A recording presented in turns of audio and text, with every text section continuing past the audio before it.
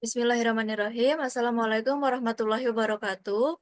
Di sini kami akan mempresentasikan hasil dari tugas besar satu kami, yaitu dengan mata kuliah komputasi awan. Saya Sakira Angelina Kaputri dan partner saya.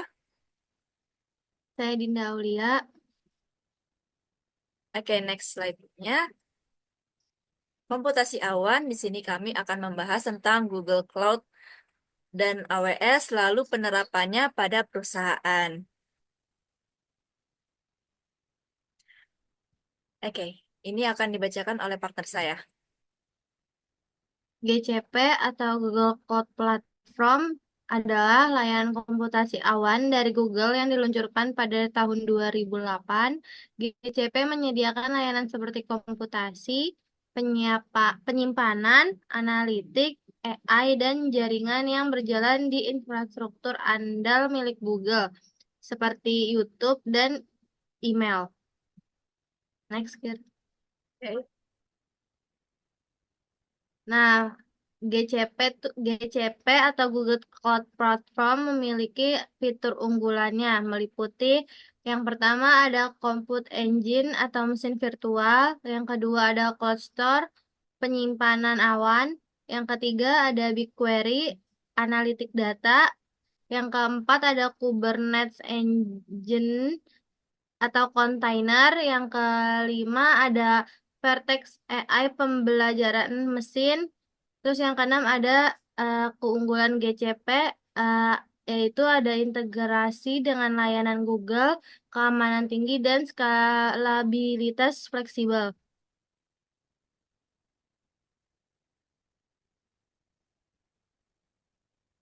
AWS adalah platform komputasi awan dari Amazon yang hadir sejak tahun 2006, menyediakan layanan seperti penyimpanan awan, basis data, analitik, IoT, dan komputasi seluler.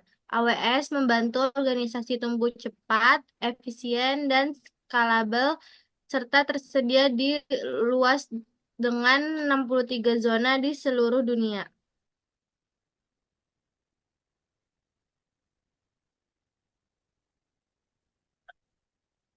Ada layanan LAAS, PAAS, dan penyimpanan dari Google Cloud Platform atau GCP. Mendukung berbagai model layanan cloud seperti IaaS melalui Compute Engine, PAAS melalui App Engine, penyimpanan data melalui Cloud Store. Terintegrasi erat dengan ekosistem Google lainnya seperti BigQuery untuk analisis data skala besar, Firebase untuk pengembangan aplikasi mobile dan web secara cepat.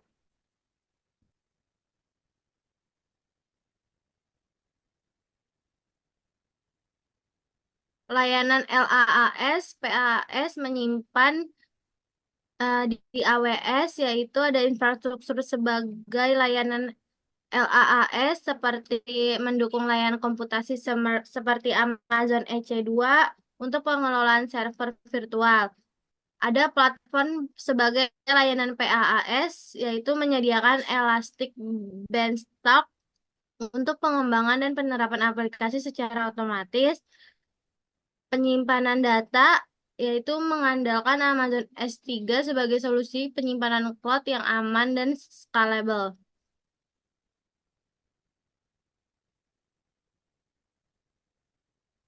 Keamanan dari Google Cloud Platform atau GCP, yang pertama menyediakan Cloud IAM, Cloud Armor, yang kedua ada enkripsi by default, dan yang ketiga fokus pada otomatisasi keamanan dan integritas dengan ekosistem Google. Keamanan dari AWS yaitu yang pertama ada platform dengan sertifikasi keamanan tinggi dan fitur granular police enkripsi by default. Yang kedua ada enkripsi data saat transit dan saat disimpan. Yang ketiga dilengkapi dengan IAM as SILE.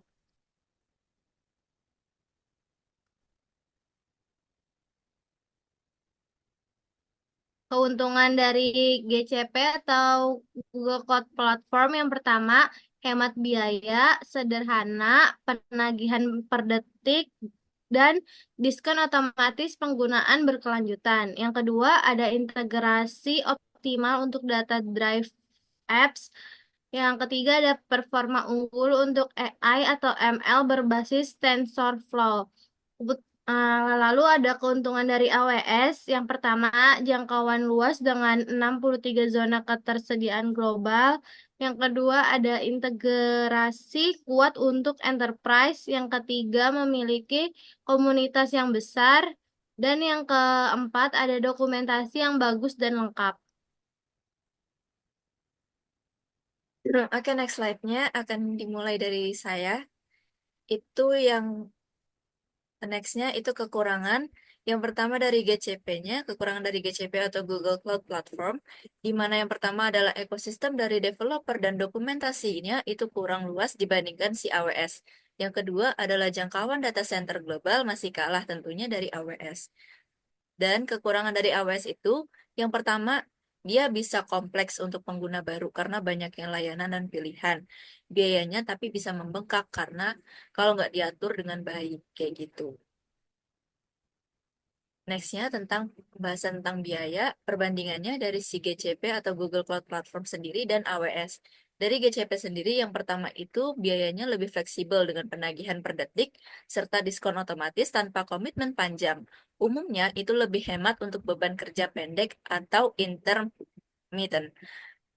Lalu untuk AWS sendiri, itu penagihannya per jam dan tersedia reserve instance atau diskon jangka panjang. Lalu ada biaya tergantung region dan jenis instansinya. Next slide-nya ini adalah pembahasan dari perusahaan yang sekiranya menggunakan GCP dan AWS sendiri. Kami mengambil jurnal analisis komparatif layanan cloud. Dari ini nggak cuman pakai GCP dan AWS, tapi juga ada Microsoft Azure. Penulisnya bisa dilihat seperti yang di layar, jurnalnya Jurnal Informasi Sains dan Teknologi, volume 6, tahunnya 2023. Memang di jurnal ini tidak secara langsung meneliti atau ke tempat si perusahaan itu sendiri, namun berdasarkan studi literatur. Kayak gitu, cuman tetap si penulisnya tetap mention perusahaan-perusahaan apa saja yang sekiranya menggunakan si GCP dan AWS itu sendiri. Seperti itu. Nah, penelitian ini membandingkan fitur, performa, dan kelebihan dari tiga penyedia layanan cloud utama Azure, AWS, dan GCP. Meskipun nggak ngulas studi kasusnya secara spesifik, tapi tetap peneliti itu nyebutin juga contoh umumnya seperti perusahaan-perusahaan yang menggunakannya kayak Netflix itu dia pakai AWS, Spotify dia pakai GCP untuk menggambarkan pemanfaatan dari si cloud itu sendiri. AWS dan GCP itu membantu perusahaan meningkatkan efisiensi operasional, skalabilitas, dan mendukung transformasi digital dengan manfaat seperti penghematan biaya infrastruktur, percepatan pengembangan aplikasi, serta keamanan data yang lebih baik. Keduanya itu menggunakan model cloud computing on demand yang fleksibel dan berbasis pemakaian. AWS itu lebih unggul dalam skalabilitas global dan variasi layanan, sementara si GCP itu sendiri, dia menonjolkan dalam big datanya, AI, dan keamanan. Ketiganya tentu memiliki keunggulan masing-masing yang disesuaikan saja dengan kebutuhan si perusahaan itu sendiri butuhnya apa kayak gitu. Memang tidak secara spesifik menggambarkan itu perusahaannya apa, cuman si penulis itu memention perusahaan-perusahaan yang menggunakan kayak gitu karena kami sudah mencoba untuk mencari jurnal yang secara spesifik dia eh, membahas misalnya kayak dia meneliti di perusahaan Netflix seperti itu, cuman tidak ada kayak gitu. Lalu untuk kesimpulan dari jurnal itu sendiri, pemilihan platform cloud-nya tentu sebaiknya disesuaikan dengan kebutuhan spesifik dari perusahaannya. Apakah membutuhkan integrasi sistem, skalabilitas layanan, atau kekuatan dalam analitik data dan kecerdasan buatan, dengan tentunya tidak jauh-jauh dari perbandingan yang sudah kami buat sebelumnya, berdasarkan sumber-sumber yang kami juga mentionnya itu dari jurnal juga, dari jurnal penelitian juga si perbandingan dan juga penjelasan tentang GCP dan AWS-nya. itu tidak jauh beda dari yang sudah dijelaskan oleh jurnal yang kami mention untuk contoh penerapan perusahaan yang menerapkan GCP atau AWS. Lalu untuk kesimpulan menyeluruhnya, GCP dan AWS adalah penyedia layanan cloud terkemuka. GCP tentu unggul dalam integrasi dengan layanan Google, AI, dan machine learning seperti TensorFlow, serta sistem penagihan yang fleksibel per detik. Sementara itu, AWS itu lebih matang dengan jangkauan global luas, layanan lengkap, dan komunitas yang besar. Namun, lebih kompleks bagi pemula. Keduanya menawarkan layanan IaaS, PaaS, dan penyimpanan yang andal serta keamanan tingkat tinggi. Contoh penggunanya seperti yang sudah di-mention di jurnal, kami ngambilnya dari situ. Itu Spotify pakai GCP, Netflix pakai AWS. Pemilihan platform cloud itu sebaiknya disesuaikan dengan kebutuhan spesifik dari bisnis seperti skalabilitas, integrasi sistem, atau fokus pada analitik dan AI. Jadi tentu balik lagi ke kebutuhan dari perusahaan itu sendiri. Dia tuh butuhnya apa, baru bisa milih kira-kira baiknya memilih apa. Karena masing-masing dari penyimpanan itu tentu punya kelebihan, kekurangan, keunggulan itu sendiri. Baik, sekian dari kami.